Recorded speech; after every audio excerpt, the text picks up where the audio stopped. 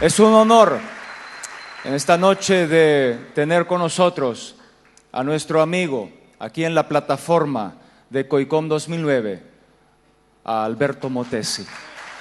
Gracias, siervo. Aleluya. Amén. El Señor Jesucristo está aquí en medio de nosotros. El mismo Cristo que caminó por la tierra de Palestina se está moviendo en este lugar. El mismo Cristo que abrió los ojos de los ciegos, libertó a los oprimidos del pecado e hizo huir avergonzados a los demonios, está aquí en medio de nosotros. ¡Qué emocionante venir al púlpito de COICOM!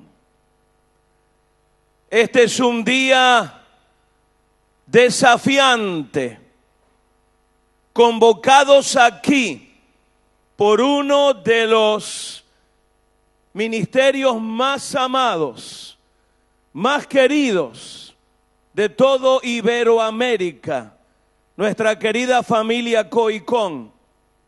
En lo personal es un día desafiante porque estoy viviendo, después de 47 años de ordenado al ministerio, el año de mayor intensidad de toda mi vida. Y es desafiante porque tengo la convicción de que estamos en el umbral del avivamiento más grande de toda la historia de la iglesia.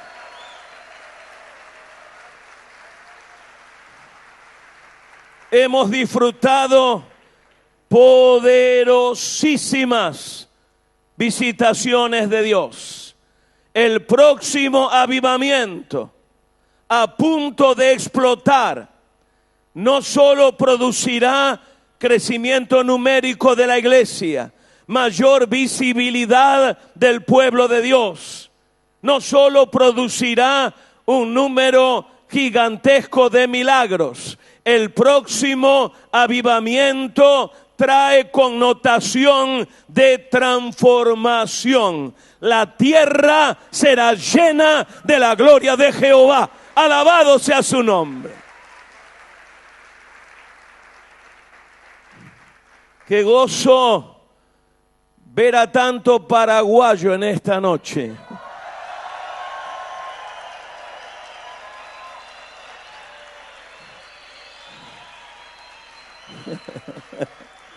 Wow.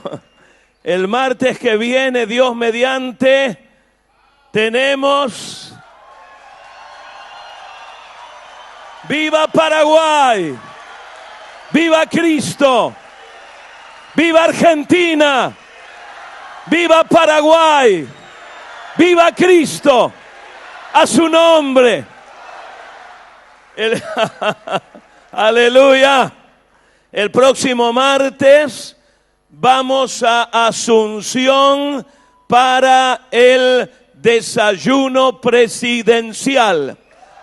Profetizo un Paraguay estremecido por el poder del reino de Dios.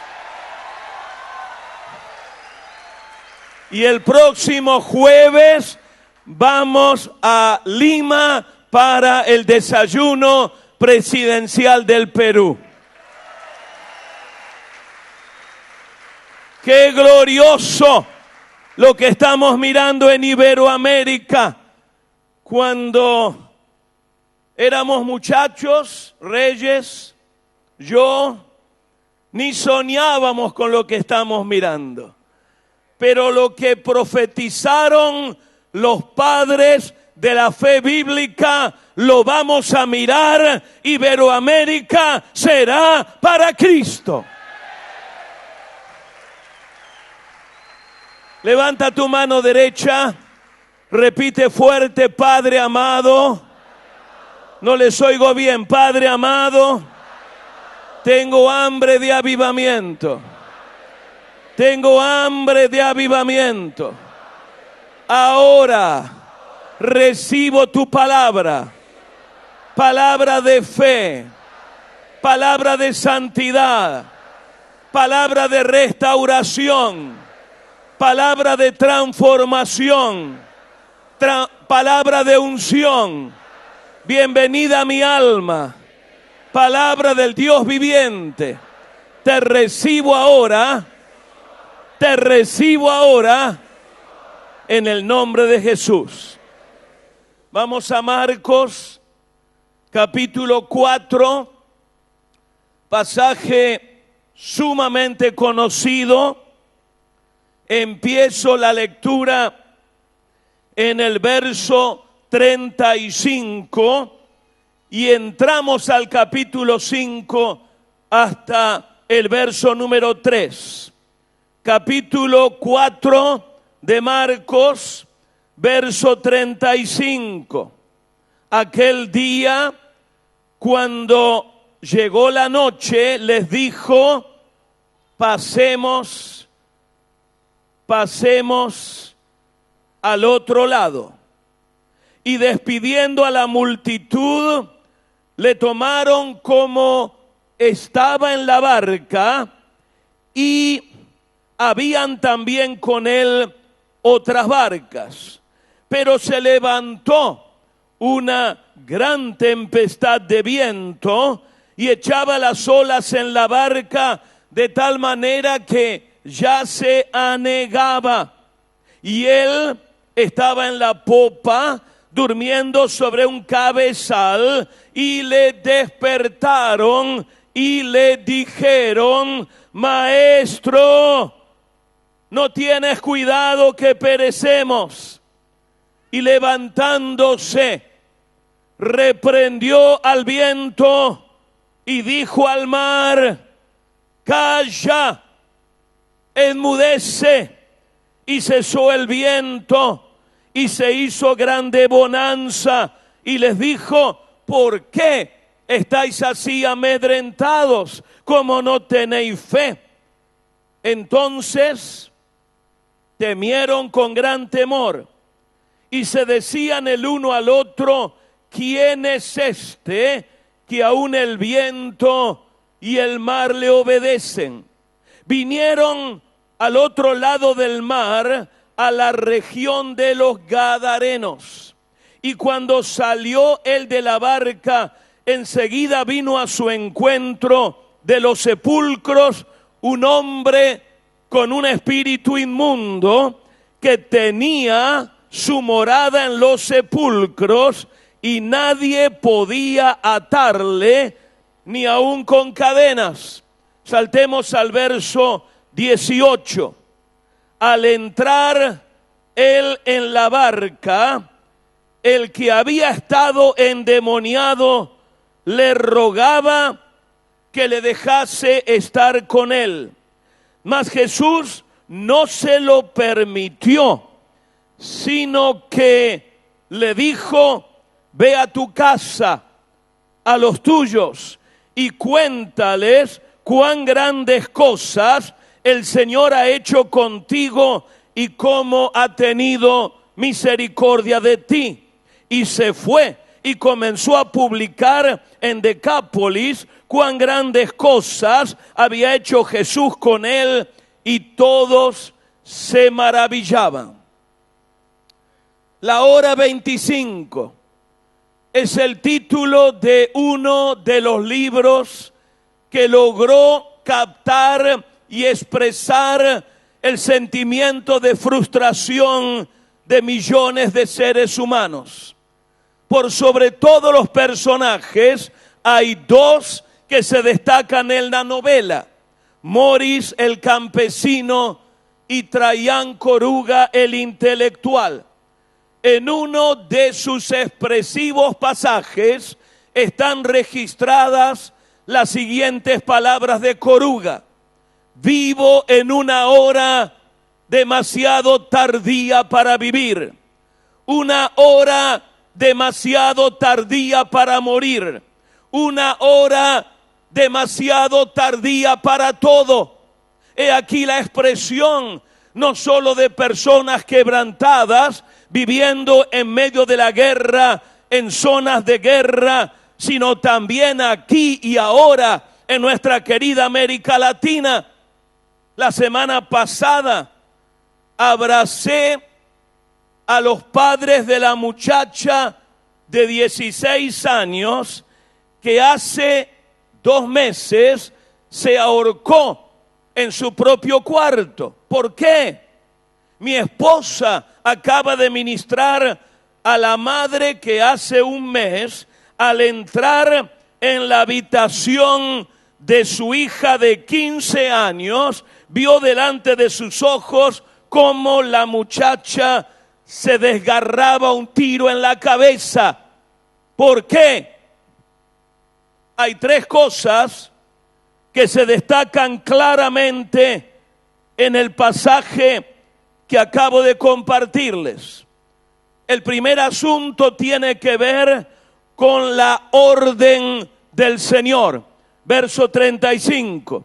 Aquel día, cuando llegó la noche, les dijo: pasemos al otro lado. El segundo asunto relevante en este capítulo es la realidad en la cual los discípulos estaban envueltos. El verso 37.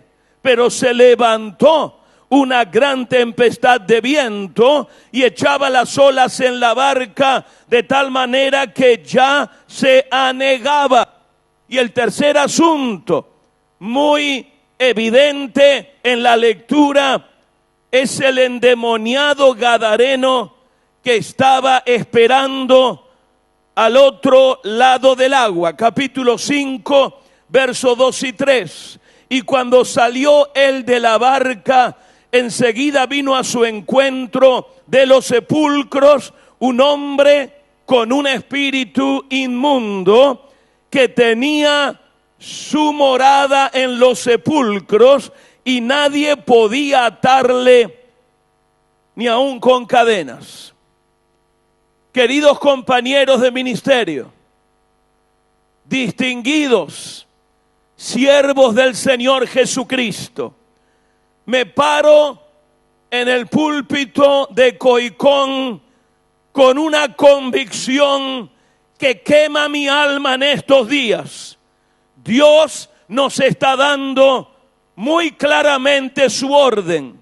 Al otro lado, más allá de lo bello de el ministerio que estamos desempeñando, mucho más allá de las fronteras de nuestra iglesia, mucho más allá del territorio confortable del pueblo de Dios, hay un endemoniado gadareno. Son millones de seres humanos endemoniados por espíritus de materialismo, espíritus de brujería, de hechicería, de drogas, alcohol, violencia, corrupción política, adulterio, injusticia social y 1000 cosas más. Y la iglesia está en el medio. La iglesia está entre la orden del Señor y la necesidad del mundo. Y estamos navegando, estamos moviéndonos entre estos 2 asuntos: la orden del Señor y la necesidad del mundo. E igual que aquellos discípulos, la iglesia está en medio de una tormenta. Por ejemplo, la iglesia está en medio de una tormenta de extremismos teológicos. Los últimos 30 años han sido el escenario de la aparición de todo tipo de teologías y énfasis particulares. Cada 5 o 10 años aparece una nueva teología que desata una nueva ola y moda en el pueblo de Dios. ¿Qué necesidad tenemos de regresar a los grandes fundamentos de la fe bíblica? ¿Cómo nos desafía el apóstol Pablo cuando nos escribe de la siguiente manera? Así que, hermanos, cuando fui a vosotros para anunciaros el testimonio de Dios, no fui con excelencia de palabras de sabiduría, pues me propuse no saber entre vosotros cosa alguna, sino a Jesucristo y a este crucificado. Y estuve entre vosotros, son palabras de Pablo, con debilidad y mucho temblor y temor.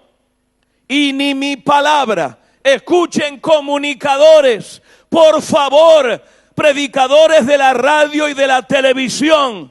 Pablo dice, y ni mi palabra, ni mi predicación fue con palabra persuasiva de humana sabiduría, sino con demostración del Espíritu y de poder, para que vuestra fe no esté fundada en la sabiduría de los hombres, sino en el poder de Dios. ¿Cuáles son los grandes fundamentos, inalterables fundamentos de la fe bíblica? Por ejemplo, la gravedad del pecado. Hace años que no escucho en televisión un mensaje sobre la gravedad del pecado.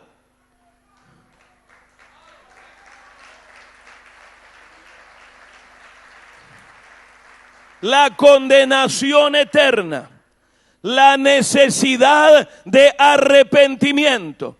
Si usted le quita el asunto del arrepentimiento al evangelio del reino de Dios, deja de ser el evangelio del reino de Dios. La inmensa e inmerecida gracia de Dios, la total eficacia de la obra de Cristo en la cruz del Calvario, el poder absoluto de la sangre derramada en la cruz, el poder de su resurrección, la segunda venida, los frutos del Espíritu, los medios de gracia para vivir la vida cristiana, la vida eterna. Queridos predicadores, amados comunicadores, por favor, prediquen la palabra. Prediquen la palabra. Prediquen la palabra. La palabra de Dios, envuelta en obras de misericordia y ungida por el Espíritu Santo, es el más poderoso instrumento para cambiar al mundo en el nombre de Jesús. En los últimos años hemos tenido grandes movimientos. Hemos visto conciertos gigantescos. Hasta el más afónico y desafinado hizo su concierto. Hemos visto enormes campañas de evangelización. Hemos visto grandes masas de personas moviéndose de una experiencia católica romana a una experiencia evangélica. Pero tengo un temor. La movida fue tan rápida que mucha gente no se detuvo lo suficiente delante de la cruz.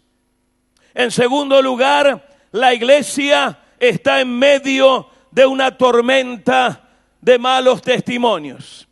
Pablo dice a los filipenses que seáis sinceros e irreprensibles. Digan conmigo, sinceros, no les oigo, sinceros e irreprensibles. Otra vez, sinceros, más fuerte, sinceros e irreprensibles. La palabra sinceros quiere decir probados por la luz del sol. Seremos revelados a la luz públicamente, tal como hemos sido en nuestra vida privada. Cuando uno va al original griego en este capítulo, descubre que Pablo está diciendo que un día estaremos parados sobre una colina, totalmente desnudos, rodeados de millones de personas que nos estarán mirando y penetrados por la luz del sol. Queridos compañeros comunicadores, seamos íntegros en los asuntos financieros. Jamás toquen ni un centavo que no les pertenezca. Queridos compañeros, separen radicalmente su dinero personal de los dineros del ministerio. Por favor, guardemos pureza moral siempre. Digan conmigo, siempre. Cuida tu testimonio como precioso tesoro. Reporta a otras personas. Nadie tiene ministerio tan grande como para no reportar a otra o a otro siervo del Señor. Nosotros tenemos una junta de directores preciosa, pero yo me autoimpuse un cuerpo de ancianos. Fui yo el que les propuse, toda decisión debe ser tomada por unanimidad. Pero no solo eso, mi esposa y yo le entregamos pleno derecho a otra pareja de siervos de Dios en el mundo espiritual para que entren y juzguen nuestra vida. Queridos compañeros de ministerio, sean honestos en la publicidad y testimonio de vuestros ministerios. No exageren tratando de ayudar a Dios. Él es el que hace la obra de la redención. Nosotros somos solamente sus heraldos. Número 3, la iglesia está en medio de una tormenta de divisiones. Esto, hermanos pentecostales, hermanos bautistas, hermanos neopentecostales, hermanos carismáticos, hermanos Asamblea de Dios, hermanos libres, esto es un terrible pecado. Un teólogo latinoamericano dijo: evangelización sin unidad es un disparate teológico. El evangelio es proclamado a su nombre. El evangelio es proclamado para que los hombres lleguen a la unidad con Dios y entre ellos mismos. La Biblia nos enseña que aunque somos muchos miembros, somos un solo cuerpo. Es Dios quien crea la diversidad.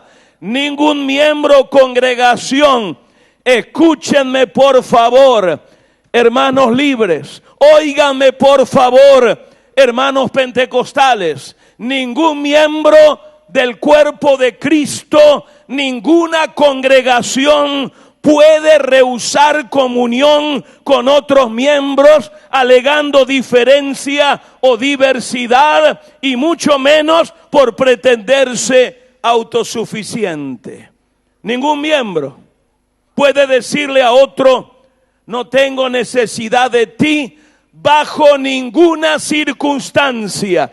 Escúchenme, pueblo de Dios, nuestra relación e interdependencia no es optativa, bíblicamente es ineludible. Alabado sea el nombre del Señor.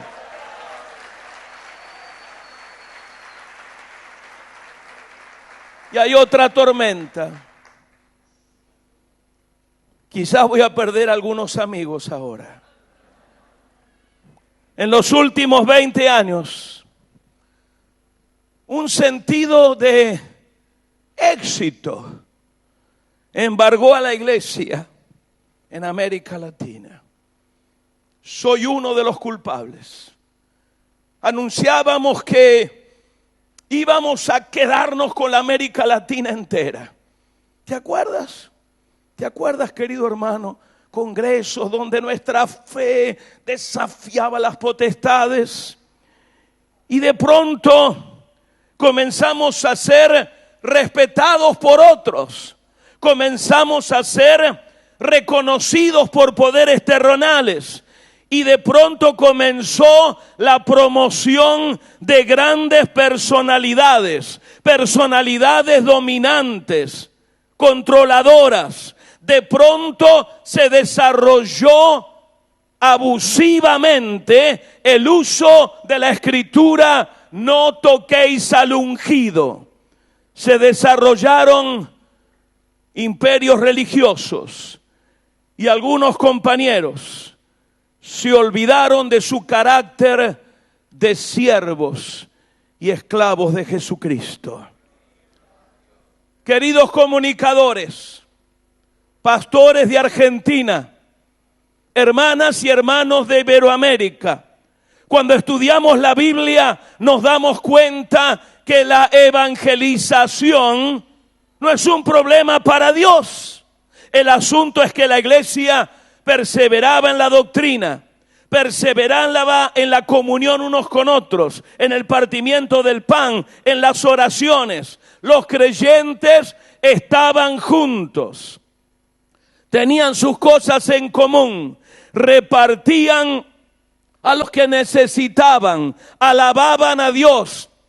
Y allí aparece, en ese marco, aparece la gran declaración: y el Señor añadía cada día a la iglesia los que habían de ser salvos.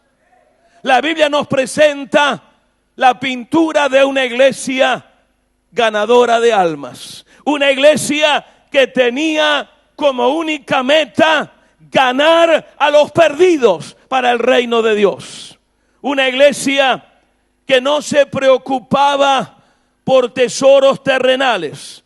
Lo que era, lo que tenía, lo ofrecía para que el mundo supiera del amor de Dios. Hay varias convicciones con las que quiero pasar por este púlpito. No estoy predicando livianamente. Me cuesta dar estas convicciones, pero si no las digo, traicionaría al Dios que me tiene parado delante de ustedes. Primera convicción: la iglesia tiene que despertar. Y no me vengas con el cuento de que tenemos mucho ruido, mucha actividad, mucho avance, mucho éxito. Me refiero a otro tipo de despertamiento. Jonás dice: ¿qué tienes, dormilón? Levántate, clama a tu Dios. Quizás Él tendrá compasión de nosotros y no pereceremos. Proverbios dice: el que duerme en el tiempo de la siega es hijo que avergüenza. Otra traducción bíblica dice: es hijo que afrenta. Cuando dormimos, cuando no evangelizamos, afrentamos la causa del evangelio. Marcos dice: vino, se refiere a Cristo, los halló durmiendo y dijo a Pedro: Simón, ¿duermes? Estos pasajes muestran la tragedia de cristianos que duermen. Duermen cuando hay tormenta en el mundo. Duermen cuando es tiempo de la siega y de no cosechar a tiempo se pierde la cosecha. Duermen cuando Jesucristo ordenó que velemos. Hay muchos cristianos ocupados en cosas legítimas, pero espiritualmente están dormidos. Están ocupados en la mecánica de la iglesia, pero perdieron de vista la misión de la iglesia. Una iglesia puede estar llena de actividad, conciertos, campañas, seminarios, convenciones. Una iglesia puede estar llena de actividad sin poseer vitalidad. Una iglesia puede estar completamente organizada sin estar realmente vitalizada. Por eso la palabra dice: despiértate, despiértate, vístete de fortaleza, oh Sión. La iglesia tiene que arrepentirse. Si se humillare mi pueblo, no las prostitutas, no los gobernantes corruptos, no los narcotraficantes, si se humillare mi pueblo, sobre el cual mi nombre es invocado, y buscaren mi rostro, y se convirtieren de sus malos caminos, mi pueblo, entonces yo oiré desde los cielos, perdonaré su pecado, sanaré la tierra.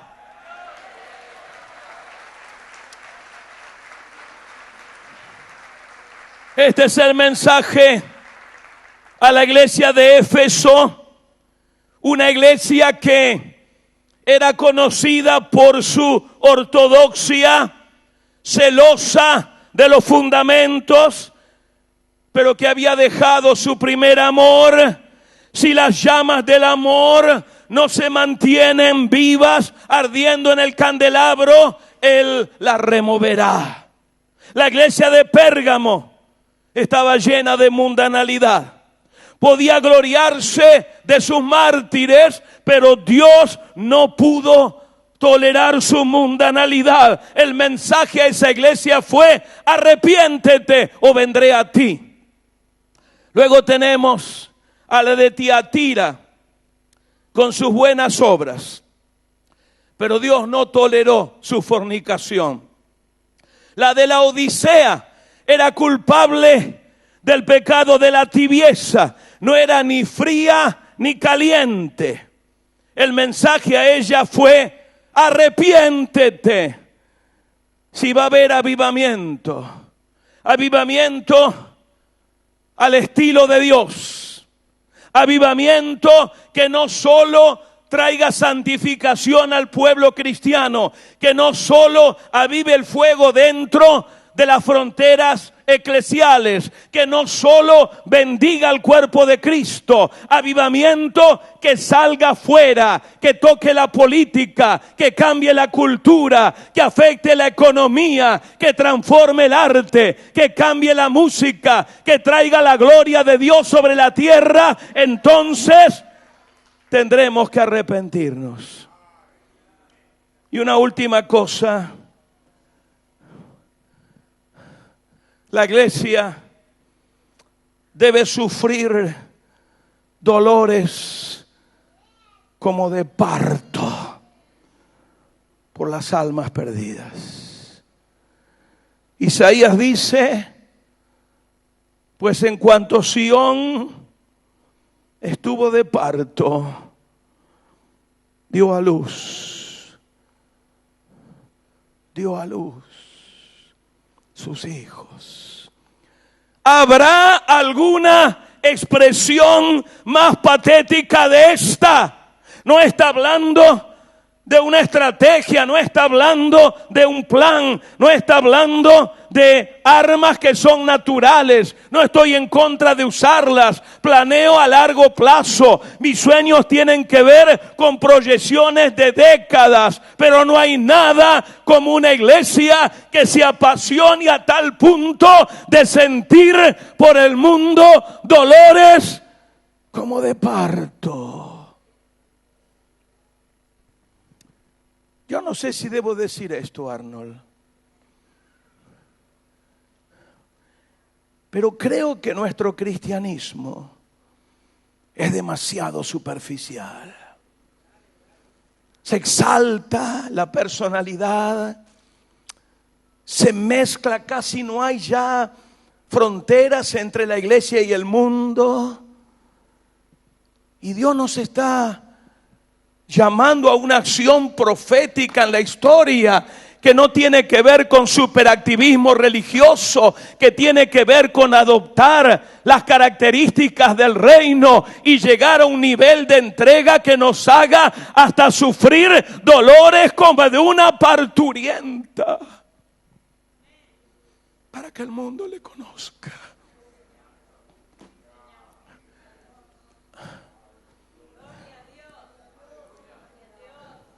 ¿Cómo termino este mensaje? Yo creo que necesitamos ir a un cristianismo radical.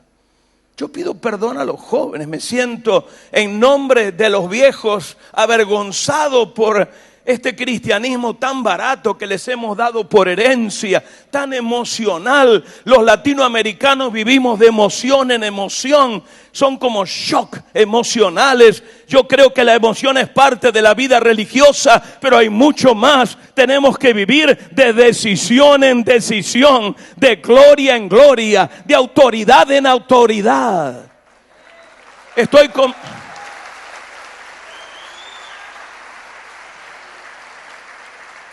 Creo que tenemos que regresar a un cristianismo radical. Yo quiero agradecerte, Solares, por tu testimonio.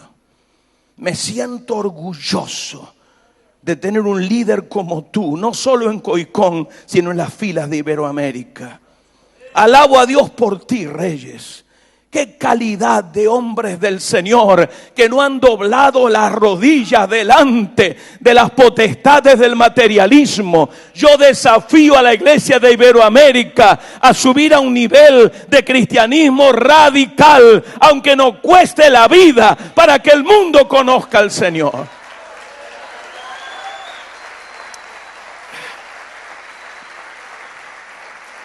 ¿Qué es? ¿Qué es cristianismo radical?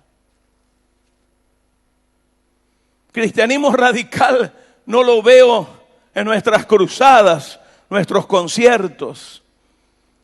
Lo veo en 5 muchachos americanos, excelentes. Podrían haber llegado a ser gobernadores de sus estados y hasta presidente, algunos de ellos de su país. Se están desangrando en las arenas de un oscuro río ecuatoriano. Su experiencia radical les llevó hasta la muerte por amor a una pequeña tribu de indios aucas. Cristianismo radical yo no lo veo en nuestros planes, nuestros presupuestos. Lo veo en un distinguido evangelista puertorriqueño, muy ancianito, Gille Ávila, que pudo ir al sur de la Florida a ver el rostro del hombre que salvajemente acuchilló a su hija menor y lo pudo perdonar y llevar a los pies de la cruz. Cristianismo radical, muchachos, compañeros comunicadores, es mucho más que éxito, es mucho más que plataforma, es mucho más que el glamour, es mucho más que video, es mucho más que nuestro nombre, como que fuéramos rutilantes estrellas de Hollywood. Eso es basura religiosa. Cristianismo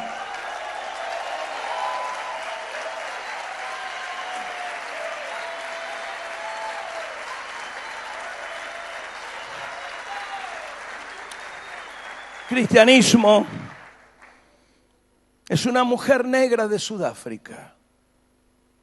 Hace 20 años mataron a su único hijo, su única familia, su único sostén. Lleva 20 años con la herida abierta, sangrando soledad. De pronto la policía encuentra al criminal. 20 años después, el juez provoca una reunión en su oficina. Allí está la gente de la policía, la gente del juzgado. Allí está el criminal que cortó la vida del muchacho. Y allí está la mujer negra que lleva 20 años con la herida abierta. El juez le dice: señora, perdónenos. Nuestro sistema fracasó. Tardamos 20 años en encontrar al criminal que mató a su único hijo. Señora, ¿qué le gustaría que le hagamos a este criminal? Y la mujer sudafricana, despacio pero con mucha fuerza, respondió así: quiero que me lo traigan todos los martes a mi casa.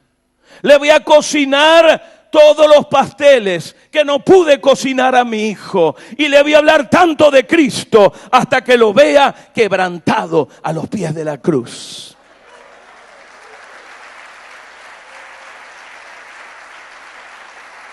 Queridos comunicadores de Iberoamérica, cristianismo es mucho más que grandes reuniones. Cristianismo es mucho más que la mejor radio de tu ciudad. Cristianismo es mucho más que un gran, impactante programa de televisión. Cristianismo es mucho más que tú predicando a una gran multitud. Cristianismo es mucho más que la emoción de la iglesia, de lo que pasa dentro del cuerpo de Cristo. Cristianismo es mucho más que video. Cristianismo es mucho más que ruido. Cristianismo es una cruz clavada en el corazón de Dios.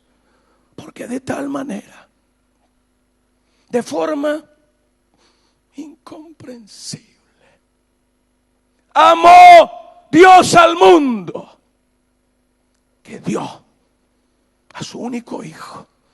Algo radical. No hay acto más radical que la cruz del Calvario. Si vamos a servir a Dios, no de acuerdo a Hollywood, no de acuerdo a la moda del mundo, no de acuerdo al aplauso de los seres humanos. Si vamos a servir a Dios,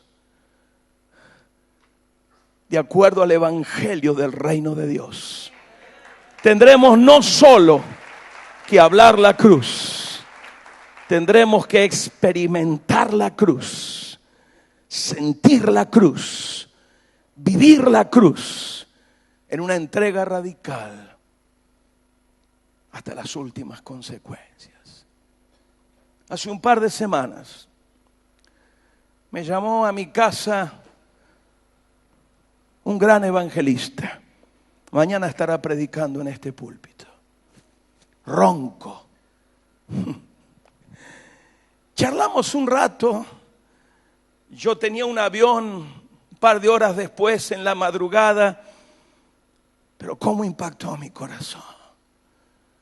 En el momento cuando tendría ya que estar pensando en disfrutar de los éxitos, todo su enfoque está en evangelizar a los perdidos. Me metió un fuego nuevo en mi alma.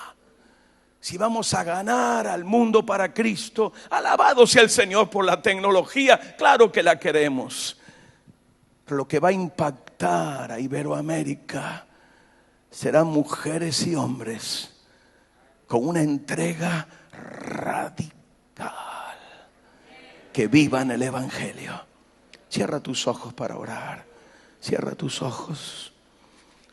Oh Espíritu de Dios. Espíritu de Dios, oh Espíritu de Dios. Padre, tengo tanta vergüenza. Las veces